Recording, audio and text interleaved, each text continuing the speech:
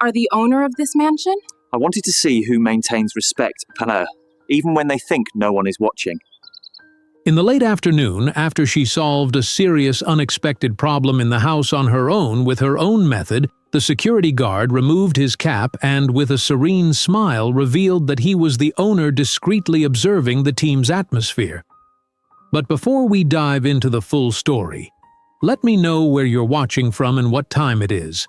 Now subscribe to the channel and let's get started. Who does he think he is, watching us like that? Susan whispered, nodding toward the quiet security guard in the corner. He's been writing in that notebook all morning.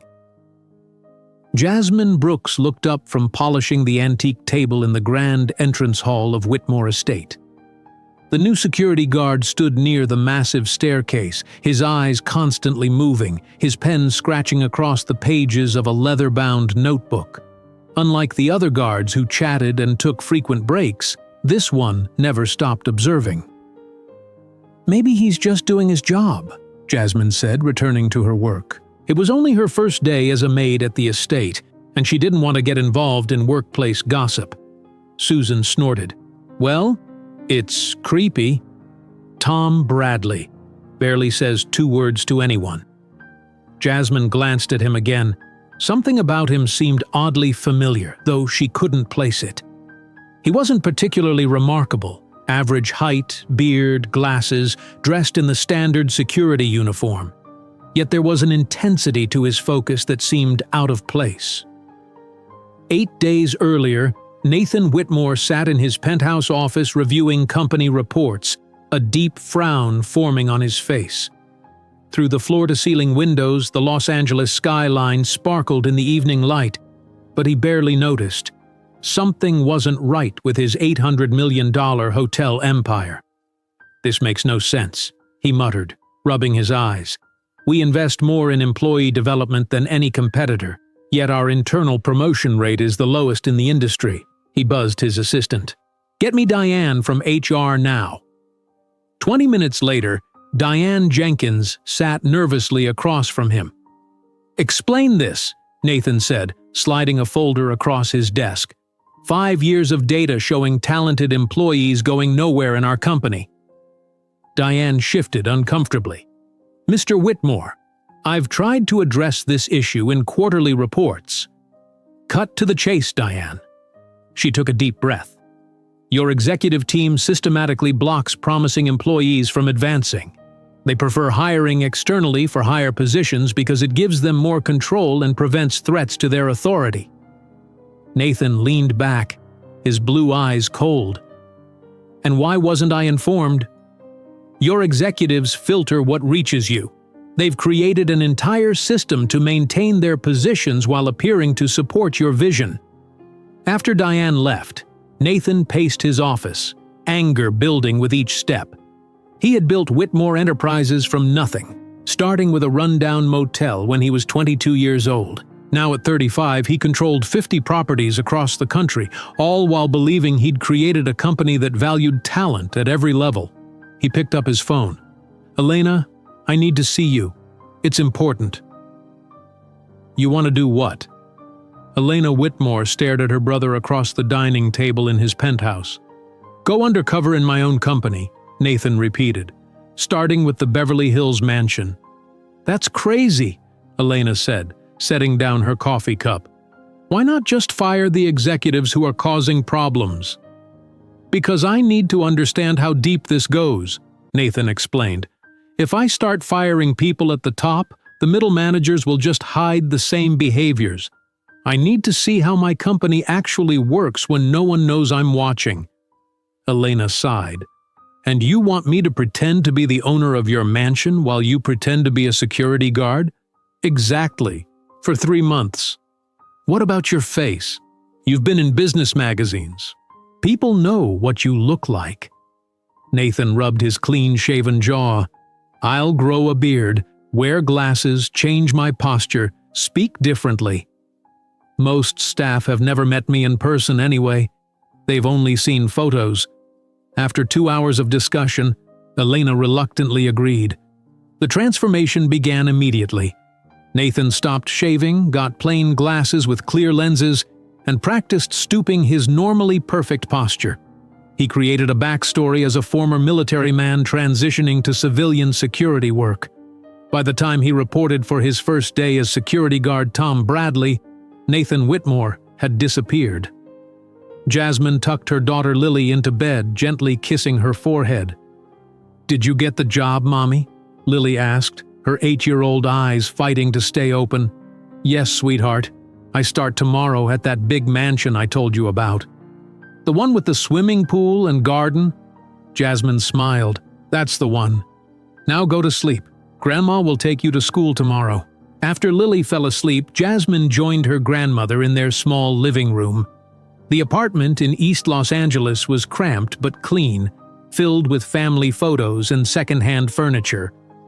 "I don't understand why you're taking a maid position," her grandmother said.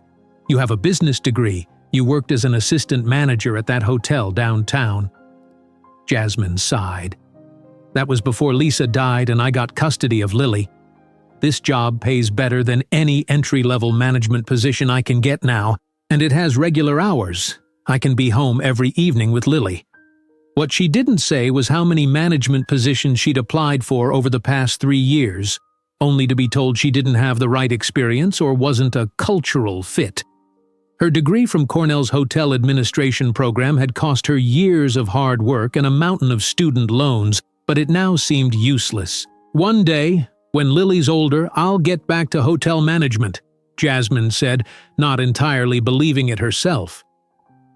Nathan's first day as Tom Bradley was disorienting. Standing in the security office of his own mansion, he watched staff bustle past without a second glance. No one recognized him, no one cared who he was. "Bradley, you're on entrance hall duty," the head of security told him. "Just watch for anything unusual. Probably nothing will happen. Never does." Nathan nodded and took his position, pulling out the leather notebook he'd brought to document his observations. Almost immediately, he noticed inefficiencies. 2 maids cleaned the same area twice. A maintenance worker fixed a doorknob with the wrong tools, guaranteeing it would break again soon. Elena appeared mid-morning, playing her role as the lady of the house, though Nathan could see she was nervous. "Security staff," she said, nodding stiffly to him as she passed. Then Victoria Ashford, the head housekeeper, swept in with several new staff members. Nathan recognized her from personnel files, 58 years old, 25 years with the company. According to the reports, she ran the household impeccably. "This is the main entrance hall," Victoria was saying. "It must be spotless at all times. The marble floors are polished twice weekly. The chandelier crystal is cleaned monthly." Nathan studied the new employees. Most looked intimidated, eyes down, nodding quickly at Victoria's rapid instructions. But one woman was different. Tall, with her curly black hair pulled back in a practical bun, she was taking everything in with calm, intelligent eyes. She asked thoughtful questions about the cleaning supplies and schedule. Victoria seemed irritated by the questions. "We do things the Whitmore way here," she said sharply. "This isn't a place for new ideas." Throughout the day, Nathan observed this new maid, Jasmine, he heard someone call her. Unlike the others, she worked methodically, finding efficient ways to complete each task. When Victoria assigned her to clean all the first-floor windows, clearly an excessive job for one person in a single day, Jasmine simply nodded and got to work. By evening, when other staff were leaving, Jasmine was still working on the last few windows. Nathan approached, notebook in hand. "You work late," he said, keeping his voice lower than his natural tone. Jasmine glanced up. "I finish what I start. Most new staff don't last past Victoria's first week." She smiled slightly. "I've worked for difficult bosses before." Nathan wrote something in his notebook. Jasmine watched him curiously. "What are you always writing in that book?" she asked. "Security protocol," he answered curtly, closing the notebook. "Must be some detailed protocol," Jasmine said. "You never stop writing." Nathan shrugged. "I notice things." "Like what?" "Ooh, like you're overqualified for this job," he said before he could stop himself. Jasmine's eyes widened slightly. You don't know anything about me. I notice how you work, how you organize tasks, how you improve the window cleaning process instead of just following instructions." She looked uncomfortable. "I should finish these last windows." Nathan nodded and walked away, inwardly cursing himself. He needed to be more careful. Tom Bradley was supposed to be quiet and unremarkable, not observant and challenging. Later that night, as staff departed, Nathan slipped into the mansion's security office to review his notes. He hadn't realized someone was watching until he heard a soft sound behind him. Turning quickly, he caught a glimpse of Jasmine disappearing down the hallway. Had she seen him accessing the security system with an authority no ordinary guard should have? Nathan frowned. He would need to be more careful, much more careful. The next morning, Jasmine arrived at the Whitmore estate earlier than required. She couldn't stop thinking about what she had seen last night. The new security guard entering restricted areas with surprising confidence. Something about Tom Bradley didn't add up, but she had bigger concerns on her second week of work. Victoria Ashford stood at the center of the staff meeting room, her blonde hair pulled into a tight bun, her uniform perfectly pressed. The staff gathered around her in a half-circle, eyes down, shoulders tense. "Yesterday's work was unacceptable," Victoria announced, her voice sharp. The guest bathrooms had water spots on the fixtures. The library had dust on the top shelves. And someone left cleaning supplies in the east hallway closet without organizing them properly. Her eyes landed on Jasmine. "Ms. Brooks, since you were the last one working in that area, I assume you're responsible." "I put everything away exactly as shown in the manual," Jasmine said calmly. Victoria's eyes narrowed. "Are you suggesting I'm wrong?" From his position by the door, Nathan watched the exchange carefully, writing in his notebook. He had spent his first week observing all the staff, but Victoria's management style concerned him most. "No, ma'am," Jasmine replied. "I'll check the closet and fix anything that's out of place." Victoria nodded curtly. "Today you'll clean all 12 guest bathrooms. Susan and Michael, you'll handle the main living areas." Nathan noticed the unfair distribution immediately. The 12 guest bathrooms would normally be assigned to 3 staff members for a full day's work. After the meeting, Victoria pulled Jasmine aside. "I expect perfection, Ms. Brooks. The Whitmores don't tolerate mediocrity." "Yes, Ms. Ashford," Jasmine said. As Jasmine gathered her cleaning supplies, Nathan approached her. "That's a big job for one person." Jasmine looked up, surprised that the quiet security guard was speaking to her. "I've handled worse." "But why does she target you?" Nathan asked, keeping his voice low. "New people always get tested," Jasmine said with a shrug. "I'll be fine." Throughout the morning, Nathan patrolled the mansion while observing the staff. In the kitchen, he watched the chef throw away perfectly good ingredients rather than storing them properly. "Why are you tossing those vegetables?" Nathan asked. The chef barely glanced at him. "Easier to order new ones than store these. The budget allows for it." In another wing, the maintenance supervisor approved a hasty repair to a leaking pipe. "Shouldn't that be replaced rather than patched?" Nathan asked. The supervisor laughed. "Look, new guy, we do things quickly here. As long as it doesn't leak right now, it's fine." Nathan wrote everything down, struggling to maintain his Tom Bradley persona when he wanted to fire everyone on the spot. By midday, Jasmine had completed 4 bathrooms, working at an impressive pace. Victoria appeared for an inspection, running her finger along every surface. "The grout between these tiles isn't white enough," Victoria declared. "Do it again." After Victoria left, Jasmine pulled out a toothbrush and began scrubbing the already clean grout. Nathan watched from the hallway, anger building inside him. In the early afternoon, Jasmine moved to the 5th bathroom. She studied the layout, then rearranged her cleaning cart. "What are you doing?" Susan asked, passing by with a vacuum. "If I clean in this order, shower, toilet, sink, floor, I can save 10 minutes per bathroom," Jasmine explained. "It's a method we used at the hotel where I worked before." Susan looked nervous. "Victoria doesn't like new methods." These bathrooms will be spotless either way, Jasmine said. The method just makes it more efficient. Unfortunately, Victoria walked in just as Jasmine was explaining her approach. Efficiency? Victoria said coldly. Miss Brooks, this is the Whitmore estate, not some cheap motel. We don't cut corners here. I'm not cutting corners, Jasmine explained. The results are the same. It's just a more logical order of, are you telling me how to do my job? Victoria interrupted, her voice rising. I've managed this estate for 15 years. Who are you to suggest improvements? By now, several staff members had gathered in the hallway, watching uncomfortably. I only meant, Jasmine began. You only meant to show off, Victoria said. Everyone, take note. This is what happens when someone thinks they know better than established protocols. Ms. Brooks can't even handle a simple cleaning assignment without trying to reinvent the process.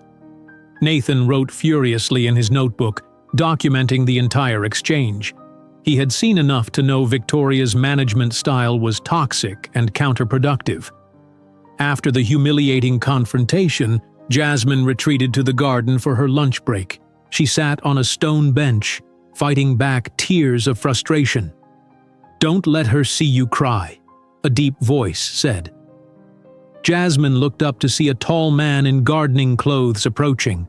His dark skin was weathered from years working outdoors, and his kind eyes showed concern.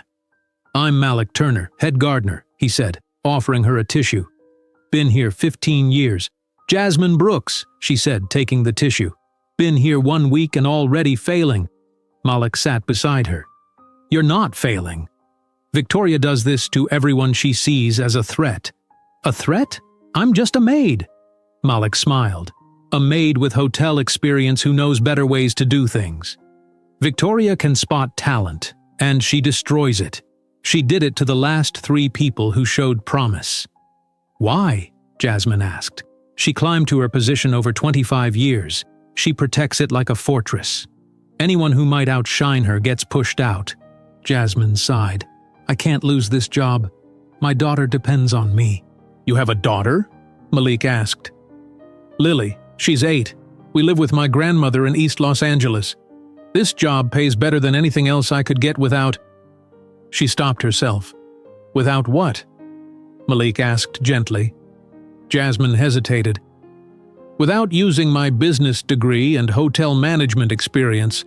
But those jobs don't offer stable hours, and Lily needs me home evenings. Malik nodded thoughtfully. So you're hiding your qualifications to get stability. That's admirable. It doesn't feel admirable when Victoria makes me feel stupid for knowing how to clean a bathroom properly, Jasmine said. Just keep your head down for now, Malik advised. Do things her way when she's watching. You'll survive. From his position near the garden shed, Nathan overheard their entire conversation. He wrote in his notebook, Jasmine Brooks, business degree, hotel management experience, single mother. Hiding qualifications for job stability. Exactly the kind of talent being wasted in my company. That evening, Jasmine stayed late again, polishing the marble floors in the main hall after everyone had left. She worked methodically, making each section shine before moving to the next. Nathan approached, his footsteps echoing in the empty hall. Long day? Jasmine looked up. Just finishing up. Victoria was harsh with you today. It's fine, Jasmine said, though her tired eyes said otherwise. You mentioned you have a daughter. Nathan asked, trying to learn more. Lily, she's with my grandmother now. Must be hard, working these long hours. Jasmine straightened her back. We do what we need to do. Lily is worth it. Nathan nodded, thinking of his own parents who had lost their small bed and breakfast during the financial crisis. Family is important. For a moment, they shared a look of understanding. Then Jasmine returned to her work and Nathan continued his patrol. Late that night, in the privacy of his apartment, Nathan called Elena. It's worse than I thought, he said. Victoria Ashford is deliberately pushing out talented staff. The chef is wasting thousands in food. Maintenance is making temporary fixes that will cost more in the long run. Can't you just fire them? Elena asked. Not yet. I need to see more. I need to understand exactly how deep this goes. Nathan didn't realize that outside his door, Victoria was walking past, returning from checking on a delivery. She paused, hearing his voice. Who was this security guard talking about firing people? Why did he sound so authoritative? Victoria's eyes narrowed. Something wasn't right about Tom Bradley, and she intended to find out what. Victoria lingered outside the security guard's door, listening carefully. Tom Bradley was discussing firing people as if he had the authority to do so. His voice sounded different, more confident, more commanding. She made a mental note to watch him more closely. The next morning, Victoria gathered the staff for inspection. She looked directly at Tom Bradley, who stood quietly in the corner with his ever-present notebook. Security personnel should focus on security matters, she announced loudly, not on how the rest of us do our jobs. Tom simply nodded, his face expressionless. As the third week at Whitmore Estate began, the weather forecast predicted a heat wave across Los Angeles. By Tuesday morning, temperatures outside reached 102 degrees. Nathan, still playing his role as Tom, tried to engage more with the staff during their lunch breaks. He sat at the edge of the kitchen table as the maids, gardeners, and maintenance workers ate together. "Hot day today?" he said, opening his sandwich. Several staff members looked surprised that the quiet security guard was initiating conversation. "Too hot," agreed Carlos, one of the kitchen helpers, "and busier than usual with Miss Elena hosting that lunch for 12 people today." Susan leaned forward. "I heard they're all important business people from New York." Victoria entered the kitchen and everyone immediately returned to eating silently. She glanced suspiciously at Tom sitting with the staff. "Bradley," she said sharply, "don't you have security rounds to make?" "On my break," Nathan replied simply. Victoria pressed her lips together but said nothing more. An hour later, panic erupted in the main house. Nathan heard shouts coming from the central hall and hurried to investigate. Elena stood there looking distressed as she spoke to Victoria. "The air conditioning has completely stopped working," Elena said. "My guests will be here in 2 hours." Victoria turned to the maintenance supervisor. "Call the repair company immediately." The supervisor, Mike, shook his head. "Already tried. They can't send anyone until tomorrow morning because of all the emergency calls during this heat wave." "This is unacceptable," Victoria said. "Ms. Whitmore's luncheon is extremely important." Nathan watched as the staff scrambled uselessly.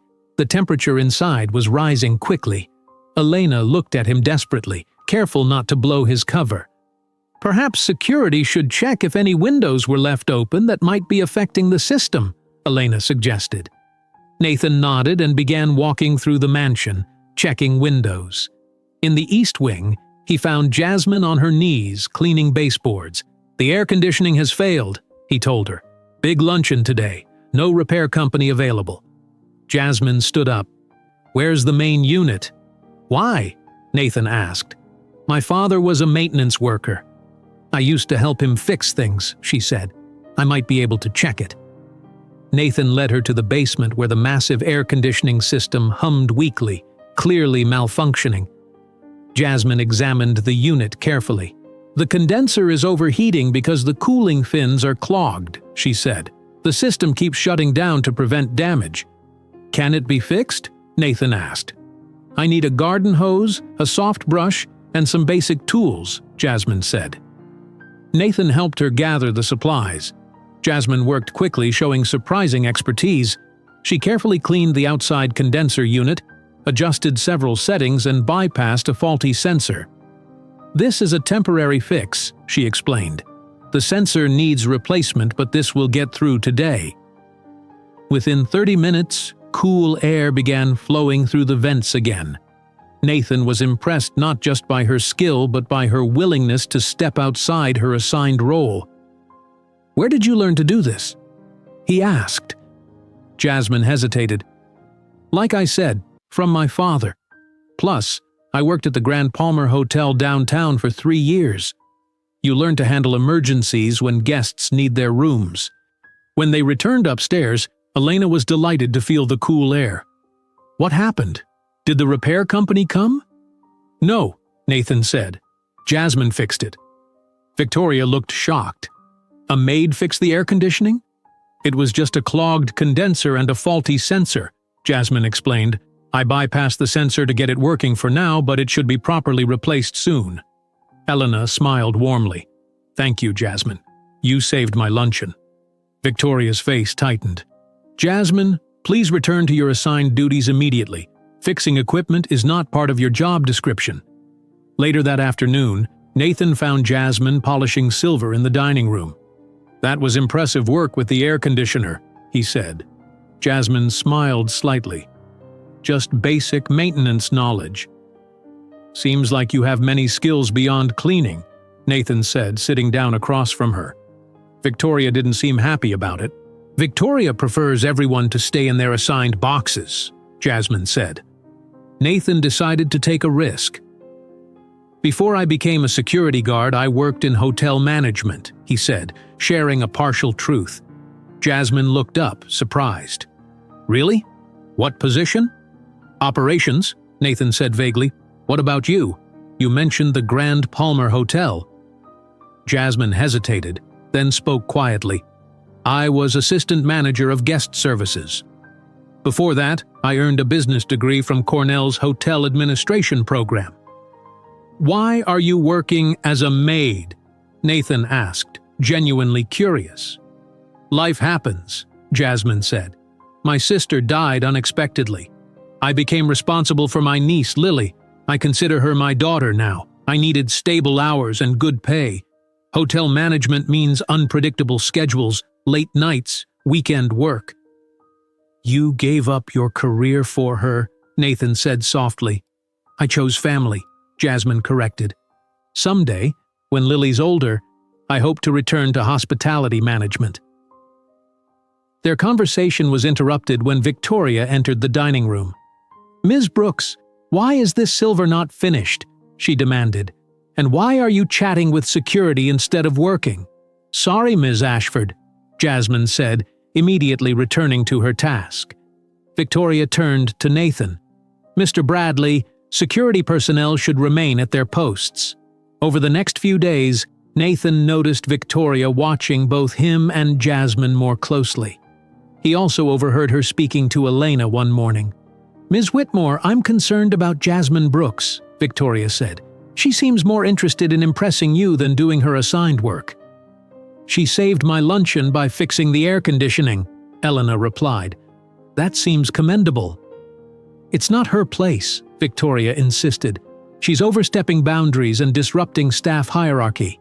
Nathan continued his investigation, speaking with other staff members during his rounds. He discovered a kitchen assistant, Miguel, who had completed culinary school but was only allowed to wash dishes.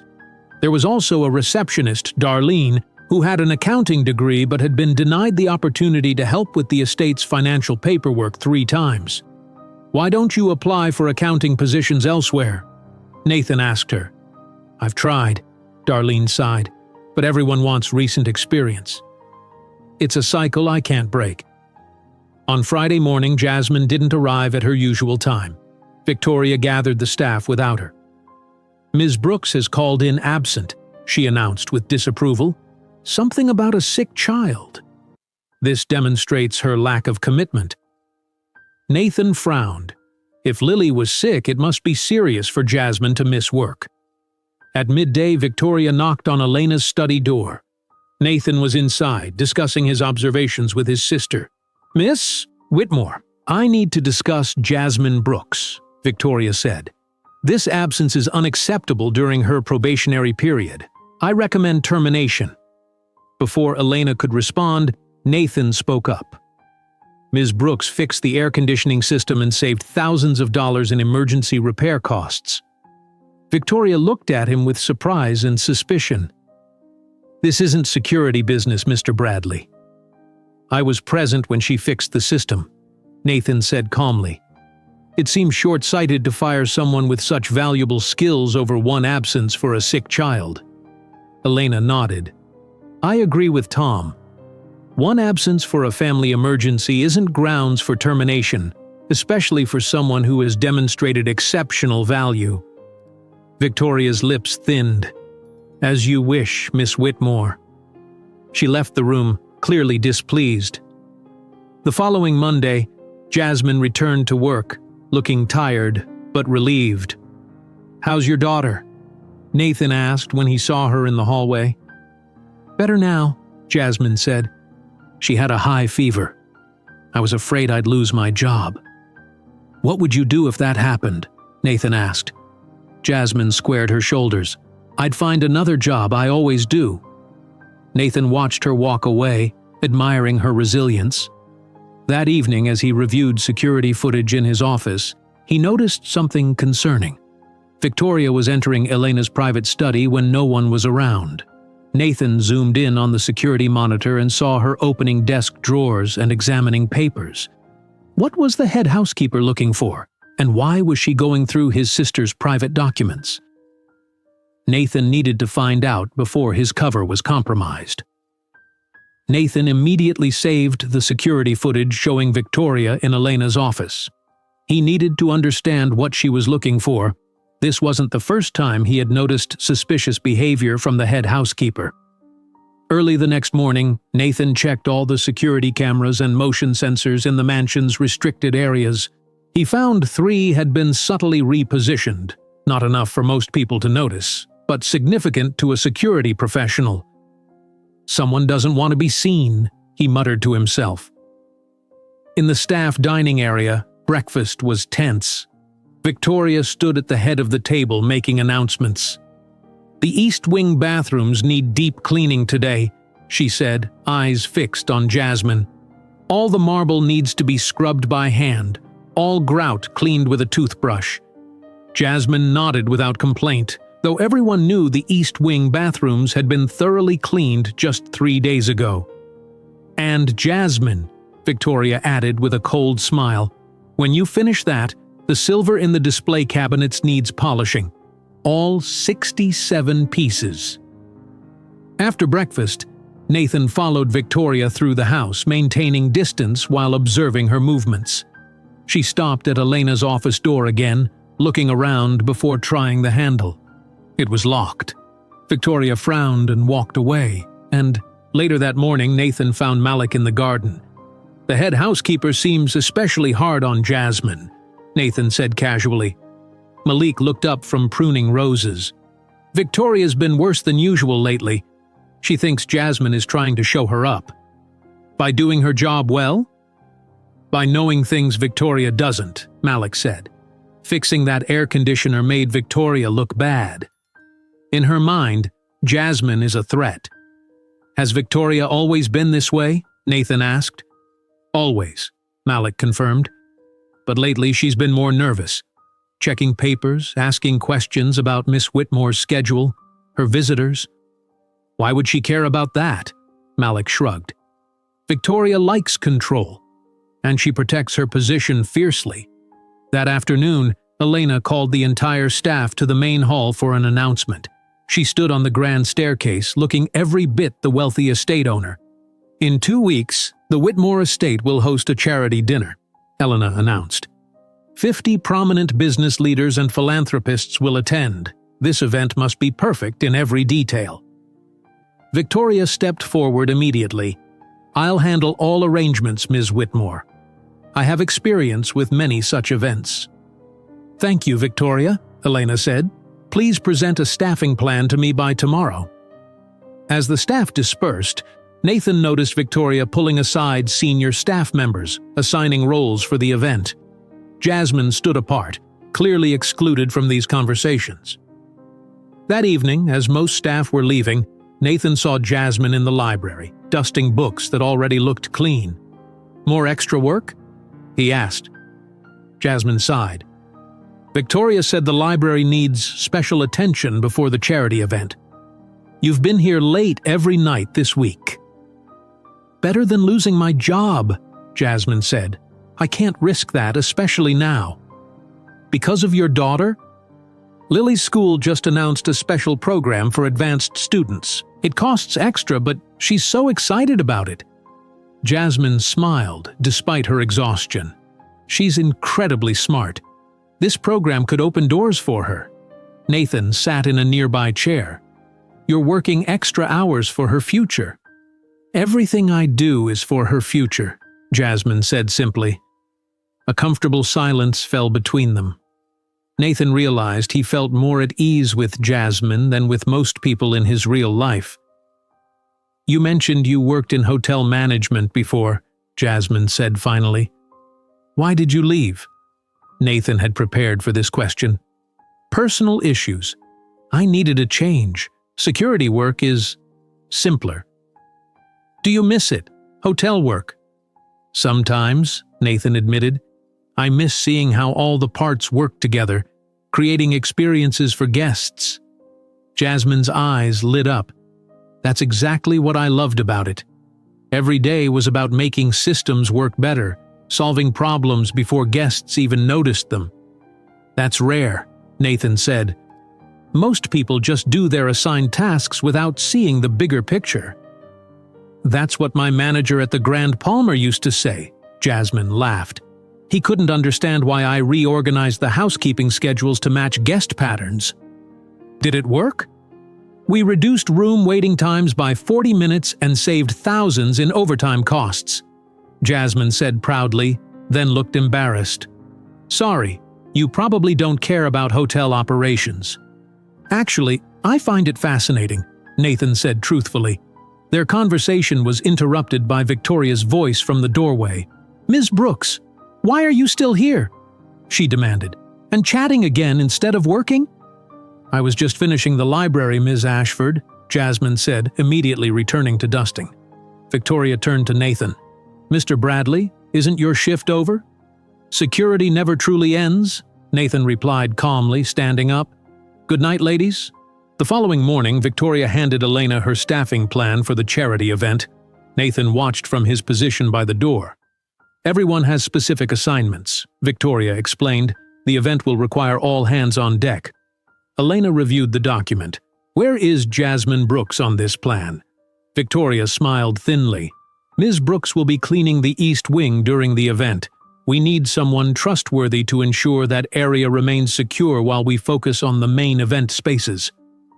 Nathan recognized the tactic immediately.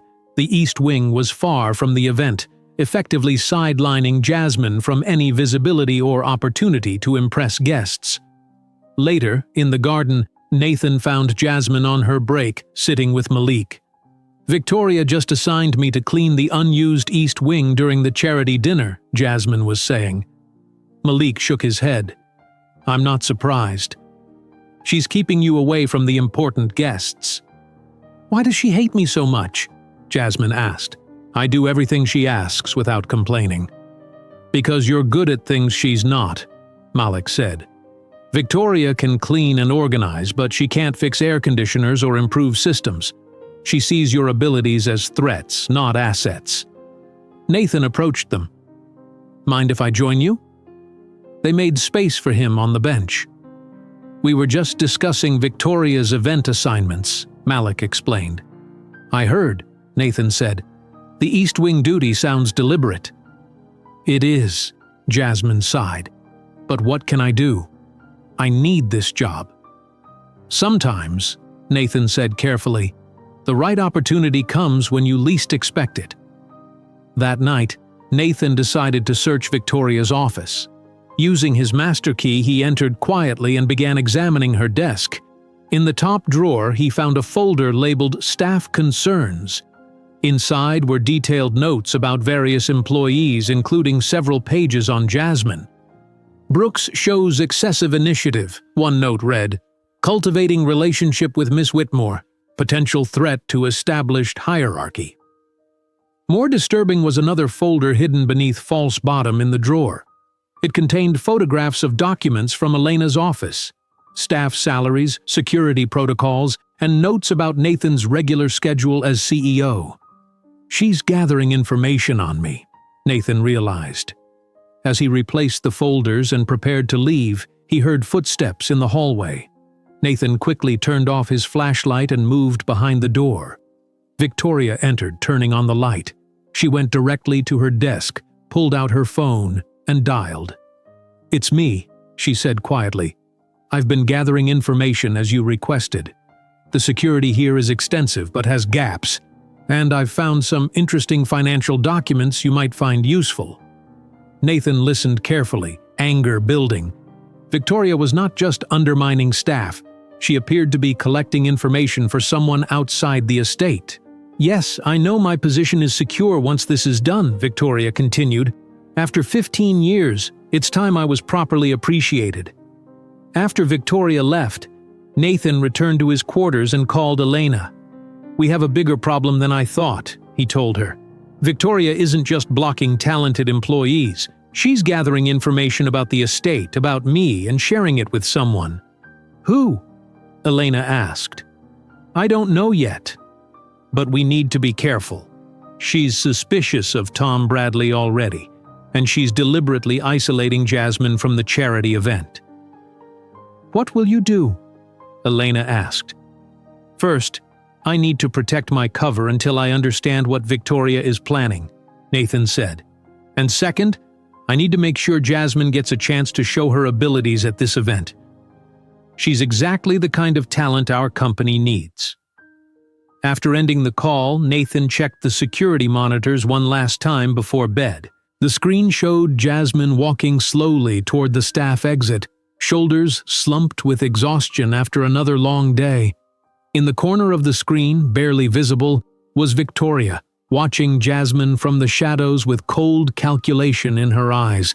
The next 2 weeks passed in a blur of activity as preparations for the charity dinner intensified. Nathan increased his security patrols, watching Victoria closely while finding ways to interact with Jasmine despite Victoria's efforts to keep them apart. 3 days before the event, Nathan approached Elena in the main hall when no staff were present. "We need to discuss security for the charity dinner," he said, maintaining his cover in case anyone overheard. "What concerns do you have, Tom?" Elena asked. "I'd like to modify the staff assignments," Nathan said quietly. "Victoria has isolated Jasmine in the East Wing, away from the event. I think that's a mistake." Elena nodded. "I agree, but how do we change it without raising Victoria's suspicions?" "Leave that to me," Nathan said. The day before the charity dinner arrived with frantic energy throughout the mansion. Staff polished every surface, arranged flowers, and prepared guest rooms. Nathan observed Victoria supervising everything with military precision, criticizing even minor imperfections. "The napkins must be folded exactly this way," she instructed the table-setting team. "Mr. Whitmore's reputation depends on perfection." Nathan almost smiled at her, invoking his name. If only she knew he was standing right there. In the afternoon, he found Jasmine preparing cleaning supplies for her East Wing assignment. "Excited about tomorrow?" he asked. Jasmine shrugged. "Not much to be excited about. I'll be cleaning empty rooms while everything important happens on the other side of the mansion." "Things don't always go as planned," Nathan said. "Sometimes opportunities appear when you least expect them." Jasmine looked at him curiously. "You've said something like that before." "What do you mean?" Before Nathan could answer, Victoria appeared. "Ms. Brooks, why aren't you cleaning the guest bathrooms?" "The event is tomorrow." "I just finished them, Ms. Ashford," Jasmine replied. "I'm preparing for tomorrow's assignment." Victoria glanced suspiciously between Jasmine and Nathan. "Mr. Bradley, security personnel should be checking the grounds, not distracting my staff." The morning of the charity dinner dawned bright and clear. The mansion buzzed with activity as final preparations were made. 50 of the most influential business leaders and philanthropists from across the country would arrive at 7 o'clock that evening. In the kitchen, the chef and his team had been working since 5 in the morning, preparing elaborate dishes. Victoria supervised the dining room setup, inspecting each place setting with critical eyes. Nathan watched it all, making notes in his leather folder. He'd instructed the security team to be extra vigilant, but his real concern was Victoria. Twice he caught her on her phone, speaking too quietly for him to hear. At exactly 3 o'clock in the afternoon, with guests due to arrive in 4 hours, A loud alarm sounded from the kitchen, followed by shouting. Nathan rushed to investigate and found chaos. The massive refrigeration system that held $15,000 worth of prepared food had completely failed. The temperature inside was rising rapidly. "Everything will be ruined!" the chef shouted, his face red with panic. "The seafood, the delicate desserts, the appetizers, all ruined!" Victoria hurried in, her usually composed face tight with worry. "What happened?" "The main cooling system failed," the chef explained frantically. "The backup system should have activated, but it didn't." Elena arrived, looking genuinely concerned. This wasn't part of Nathan's plan. "Can we call for emergency repairs?" she asked. The maintenance supervisor shook his head. "I already tried. No one can come until tomorrow morning at the earliest." "Then call another company," Victoria demanded. "I called 3, all booked solid with other emergencies." Victoria turned to Elena. "We need to cancel the event. There's no way to serve 50 people without refrigeration." "We can't cancel," Elena said. "These people have flown in from across the country. This dinner is raising money for children's education." The chef threw his hands up. "What do you expect me to do? Serve spoiled food to the most important people in the country?" As the argument escalated, Nathan noticed Jasmine passing by the kitchen doorway. She paused, watching the scene with concern. Victoria saw her too. "Ms. Brooks, return to your assigned area immediately. This doesn't concern you." Jasmine hesitated, then stepped forward. "I might have a solution." Everyone turned to look at her. "This is not your department," Victoria snapped. "Please," Elena said, desperation in her voice. "Let's hear any ideas." Jasmine took a deep breath. "The wine cellar is naturally cool and has thick stone walls. If we move the food there immediately, set up industrial fans to circulate air and add dry ice around the most delicate items, we can create temporary refrigeration." The chef looked thoughtful. "That might actually work." "The wine cellar isn't designed for food storage," Victoria protested. "We don't need it forever," Jasmine continued, her voice growing more confident. "Just for a few hours. We should also modify the menu. Some items can be prepared fresh just before serving. Others need to be prioritized for the limited refrigeration we can create." Nathan watched with admiration as Jasmine took control of the situation, her hotel management experience shining through. "I've handled similar emergencies at the Grand Palmer Hotel," she explained. "Once we had to serve a wedding for 300 people during a power outage." Elena looked at the chef. "Can this work?" The chef nodded slowly. "With her help, yes." "This is highly irregular," Victoria interrupted. "Ms. Brooks is a maid, not an event coordinator." "At this moment," Elena said firmly, "she's the only person offering a solution. Jasmine, please coordinate with the chef to implement your plan." For the next hour, Jasmine directed staff with natural leadership, organizing teams to carefully transport food to the wine cellar. She worked with the chef to revise the menu, determining which items could still be served and in what order. Nathan helped carry containers of dry ice, impressed by Jasmine's calm efficiency under pressure. This was exactly why he'd gone undercover, to find talent like hers that was being wasted in his company. Victoria watched from the doorway, her expression darkening as she saw Jasmine successfully managing the crisis. By 6 o'clock, with guests arriving in 1 hour, the modified system was working. The wine cellar had been transformed into an emergency kitchen staging area. Staff moved efficiently under Jasmine's direction, preparing last-minute items that didn't require refrigeration. "We should start bringing appetizers up to the main kitchen for final plating," Jasmine instructed. "The seafood needs to stay on ice until the last possible minute." Victoria stepped forward. "I'll take over from here, Ms. Brooks. You can return to the East Wing now."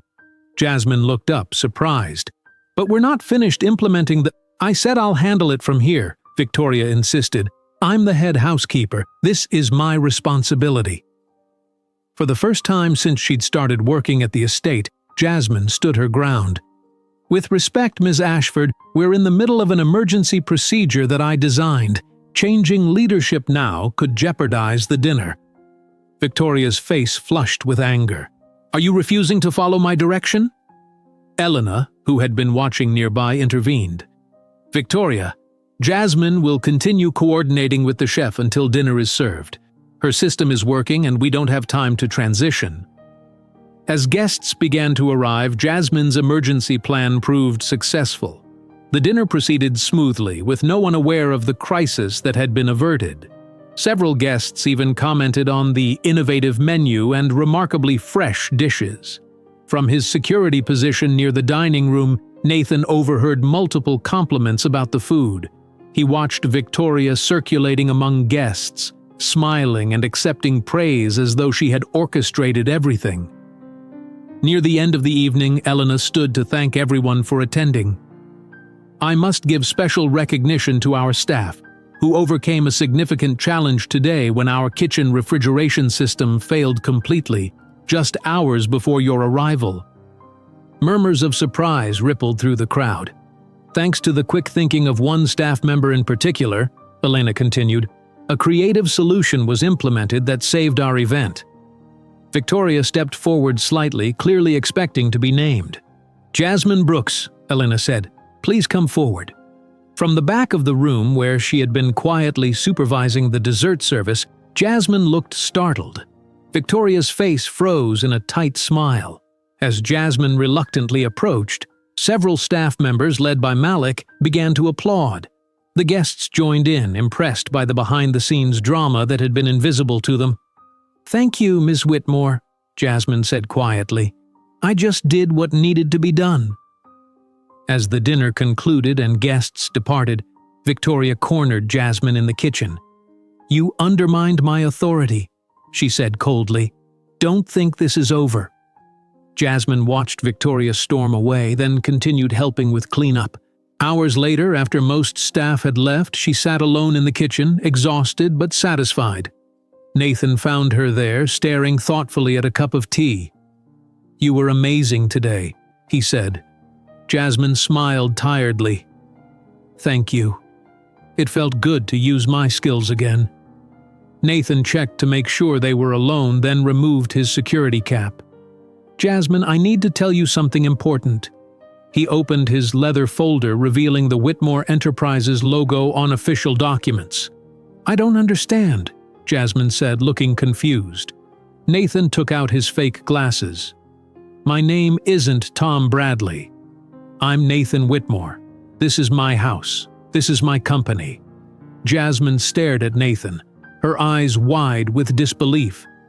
The quiet security guard she had been working alongside for weeks was actually Nathan Whitmore, billionaire hotel owner and her ultimate boss.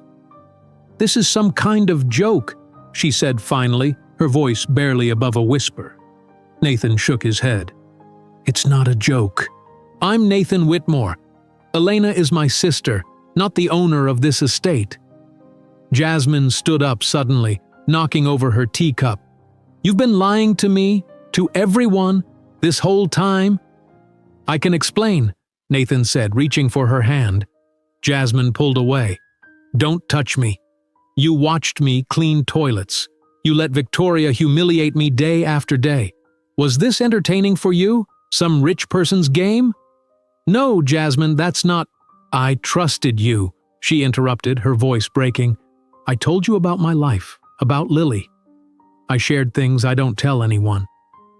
Nathan ran his hand through his hair, disturbing the careful styling he maintained as Tom. Please, just listen. There's a reason for all of this. A reason good enough to lie to people who work hard every day just to survive? Jasmine asked, anger replacing her initial shock. People who can't afford to play pretend? Nathan took a deep breath. 3 months ago, I discovered something troubling in my company reports. Despite investing heavily in employee development programs, very few of our talented staff ever advance beyond entry-level positions. Jasmine crossed her arms, still glaring at him but listening. I investigated and found that my executives were systematically blocking promising employees from climbing the corporate ladder. They preferred hiring externally for higher positions to maintain their power structure. So you decided to play dress-up as a security guard? Nathan winced at her tone. I needed to see the reality of my operation firsthand. Reports and meetings weren't showing me the truth. I had to experience it from the ground level. Jasmine shook her head in disbelief. And Elena agreed to this? She thought I was crazy at first, Nathan admitted, but she understood why it mattered. Why tell me now? Why not continue your little experiment until you're done? Nathan opened his leather folder showing her pages of detailed notes. Because you've proven exactly what I suspected. You're extraordinary, Jasmine. Your talent, your work ethic, your problem-solving abilities, you're exactly the kind of person who should be in management in my company, not cleaning rooms. Jasmine studied his face, looking for signs of mockery or condescension, but found only sincerity. Was anything real? She asked quietly. Any of our conversations? Or was it all research for your project? Everything was real, Nathan said earnestly. I shared true things about myself, my background in hotels, my admiration for your skills. I just changed the context. Jasmine laughed bitterly. Just the small detail that you own the company rather than work for it. I understand why you're angry, Nathan said. You have every right to be. You don't understand anything about my life, Jasmine replied. You can play pretend for a few weeks and then go back to your mansions and private jets. I don't have that luxury. That's exactly why I'm doing this, Nathan insisted, because I want to create real opportunities for people like you in my company. Before Jasmine could respond, Nathan's phone buzzed with a security alert. He glanced at it and his expression changed immediately. We need to pause this conversation, he said urgently. Victoria is in my private office right now. Jasmine's anger was momentarily replaced by concern. The office that's been locked since you started this undercover thing? Nathan nodded, showing her the security feed on his phone. She's accessing files she shouldn't have access to. Despite her feelings about Nathan's deception, Jasmine's practical nature took over. What's in there that she's after? Evidence of executive misconduct, financial records, personnel files, documentation of everything I've been investigating for the past 6 months. Nathan started toward the door, then turned back to Jasmine. I know you have no reason to help me right now, but I could use another pair of eyes. Will you come with me? Jasmine hesitated, then nodded. Lead the way. They moved quickly through the quiet mansion. Nathan explained as they walked. Victoria has been gathering information for weeks. At first I thought she was just protecting her position, but she's been sharing details with someone outside the company. Who? Jasmine asked. I don't know yet, but she's been photographing confidential documents and reporting on security vulnerabilities. They reached the hallway outside Nathan's office just as Victoria emerged, clutching a small flash drive. She froze when she saw them. Mr. Bradley? Miss Brooks? Why are you still here? Victoria asked, quickly regaining her composure. Nathan stepped forward, dropping the slouched posture and hesitant manner of Tom Bradley. The better question is why you're in my private office at midnight, Victoria. Victoria's eyes narrowed as she registered the change in his demeanor. Your office? This is Mr. Whitmore's office. Yes, it is, Nathan agreed, his voice now carrying the authority of his true position. And I am Nathan Whitmore. Victoria's face paled. That's impossible, you're a security guard. I'm afraid not, Nathan said. I've been working undercover in my own company and I've been watching you very carefully. Victoria looked between Nathan and Jasmine, her mind working quickly. This is absurd. I don't believe you. Nathan held out his hand. The flash drive, please. Victoria clutched it tighter. I was simply securing important company information. As head housekeeper, I have a responsibility to protect Mr. Whitmore's assets. By stealing files from a locked office in the middle of the night? Jasmine asked skeptically. Victoria's expression hardened as she looked at Jasmine. You've been working with him all along, haven't you? That's why you were so perfect, so helpful during the dinner crisis. Jasmine had no idea who I was until 15 minutes ago, Nathan said. Now, the flash drive, Victoria. Victoria seemed to calculate her options, then suddenly turned and ran down the hallway. Stop her, Nathan called out. Jasmine reacted instinctively, cutting through a side passage she knew from her cleaning duties. She emerged at the end of the corridor just as Victoria reached it. Going somewhere? Jasmine asked, blocking Victoria's path. Victoria backed away, looking for another escape route, but Nathan had caught up. It's over, Victoria, he said firmly. Whatever you're planning stops now. Cornered, Victoria's demeanor changed. She straightened her back and lifted her chin defiantly. You have no idea what you've done, she said to Nathan. Playing your little game while people like me do the real work that keeps your empire running. I acknowledge the value of your work, Nathan replied, but that doesn't excuse stealing company information or sabotaging talented employees. Victoria laughed bitterly. Talented employees? You mean people like her? She pointed at Jasmine.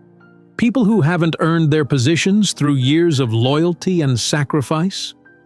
People who could improve the company if given the chance, Nathan corrected. The way you treated Jasmine and others shows exactly what's wrong with Whitmore Enterprises right now.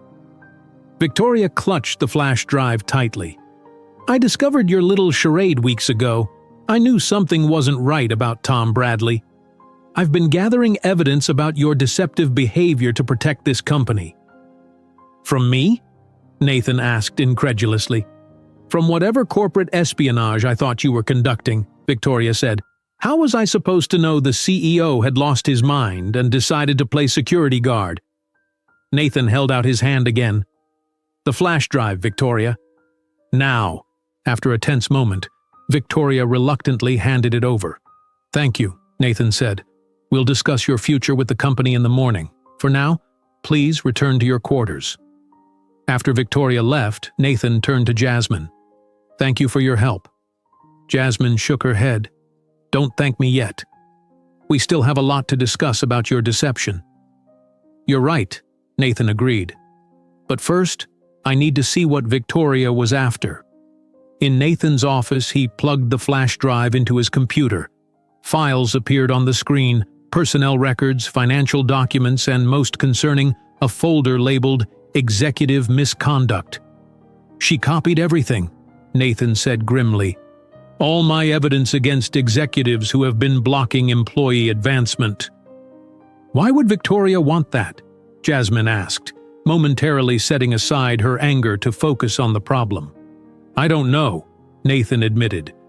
But she mentioned someone was interested in security vulnerabilities at the estate. This goes beyond just protecting her position. Jasmine paced the office, thinking. During the charity dinner preparations, I overheard Victoria on the phone saying something about ensuring her position once this is done. Maybe she made a deal with someone. Nathan nodded slowly. One of my executives, perhaps. If they discovered I was investigating them. They were interrupted by Nathan's phone ringing. It was Elena. Nathan, Victoria just called someone, Elena said urgently. I heard her say, it's confirmed. Whitmore has been spying on his own company. I'll bring the evidence tomorrow morning. After ending the call, Nathan looked at Jasmine. Victoria is planning something for tomorrow. Despite catching her tonight, she still seems confident. Jasmine sat in a chair across from Nathan's desk, suddenly looking tired. This is a lot to process. A few hours ago, I was just a maid who helped save a dinner party. Now I'm involved in corporate espionage. I'm sorry, Nathan said sincerely. I never intended to drag you into this. But you did, Jasmine pointed out, just like you dragged me into your undercover operation without my knowledge or consent. Nathan was quiet for a moment. You're right. I owe you more than an apology. He reached into his desk and pulled out a folder.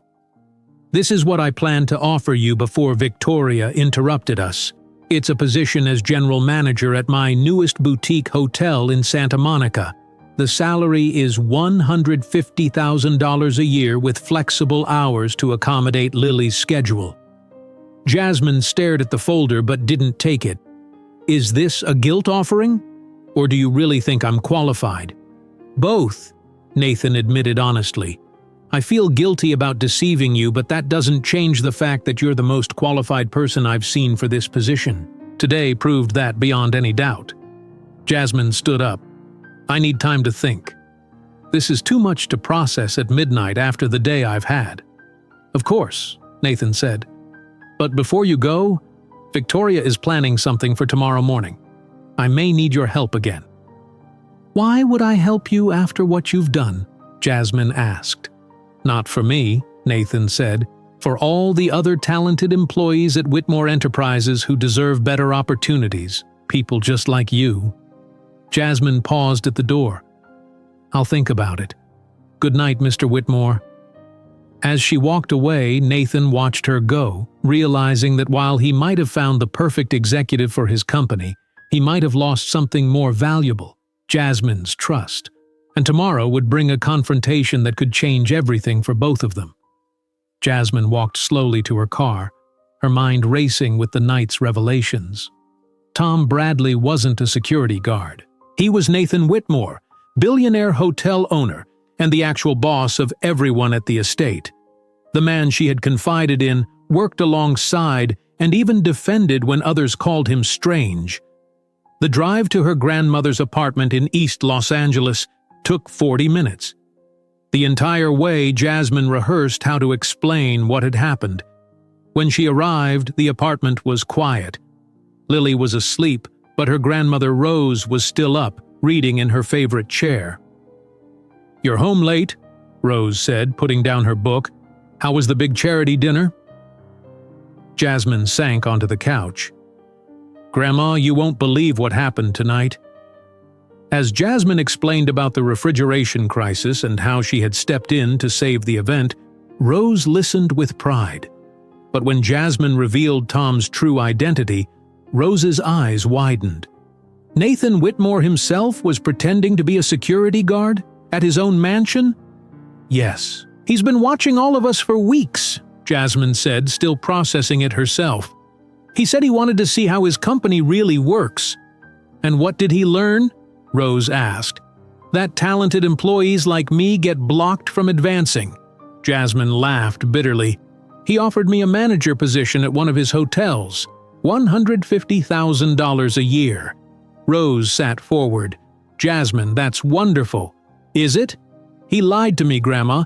He watched me clean toilets and get humiliated by Victoria day after day. How can I trust anything he says? Rose was quiet for a moment. Did he treat you with respect when he was pretending to be Tom? Yes, Jasmine admitted. He was always respectful, always noticed my work. And this undercover mission of his, was it done to hurt people or to help them? He says it was to find out why talented employees can't advance in his company. Rose nodded. Then judge him by his actions and intentions, not by the deception itself. Jasmine sighed. It's not that simple. Few important things are, Rose said. But consider this. How many wealthy business owners would go to such lengths to understand the problems in their company? Most would just read reports from an office somewhere. As Jasmine prepared for bed, she peeked in at Lily, sleeping peacefully surrounded by books and stuffed animals. The thought of providing a better life for her daughter made Jasmine reconsider Nathan's offer, despite her anger about his deception. Meanwhile, Nathan worked through the night in his office, preparing for what would come next.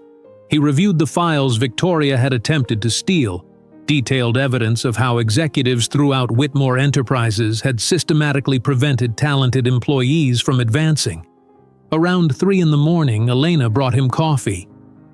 You should sleep, she said. Tomorrow will be challenging enough without exhaustion. I can't sleep, Nathan replied. Victoria is planning something. She made a call right after we caught her. To whom? I don't know yet, but I have IT tracking it. Nathan rubbed his eyes. The bigger problem is what happens next. I've gathered enough evidence of misconduct to restructure the entire executive team, but I need to handle this carefully. Because of the employees who would be affected? Exactly. If I move too aggressively, hundreds of innocent staff members could be caught in the crossfire. Nathan thought about Jasmine, about the hurt in her eyes when she learned the truth. I also need to make things right with Jasmine. Elena smiled slightly. You care about her. I respect her professionally, Nathan said quickly. Nathan, I've known you your entire life. This is more than professional respect. Nathan didn't deny it. It doesn't matter. She feels betrayed, and she's right to feel that way. At 7 the next morning, Nathan called a meeting of all estate staff. He had changed into one of his typical business suits, removing all traces of Tom Bradley. As staff filed into the grand hall, confused murmurs spread through the crowd. Is that Tom? Why is he dressed like that? He looks like the man from the company website.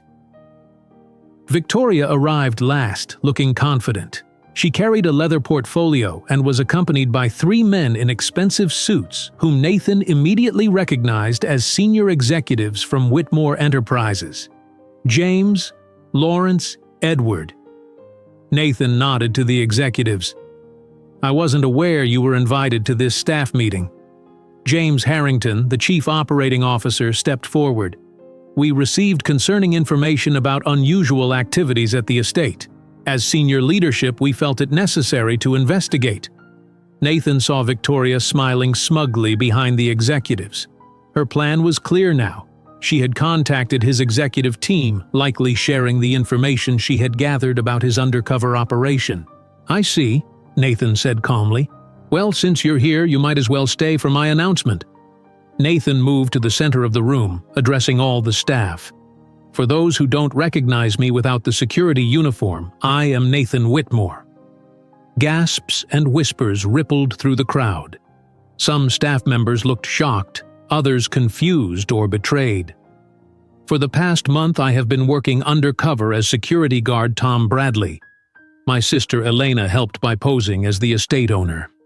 More murmurs spread through the room. Victoria stepped forward, sensing her moment. Mr. Whitmore, your staff deserves an explanation for this deception, she said loudly. These hard-working people have been subjected to an elaborate lie. Nathan nodded. You're right, Victoria. They do deserve an explanation. He turned to address everyone. 3 months ago, I discovered a troubling pattern in our company. Talented employees rarely advance beyond entry-level positions despite their abilities and hard work.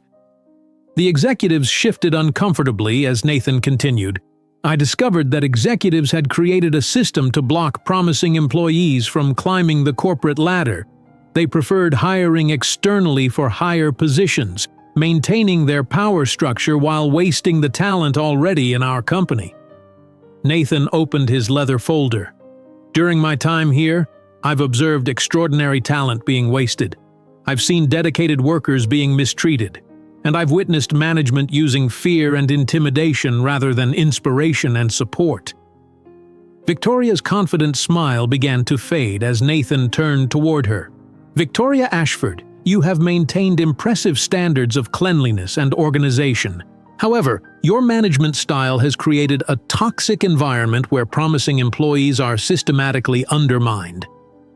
The executives tried to interrupt, but Nathan held up his hand. Let me finish.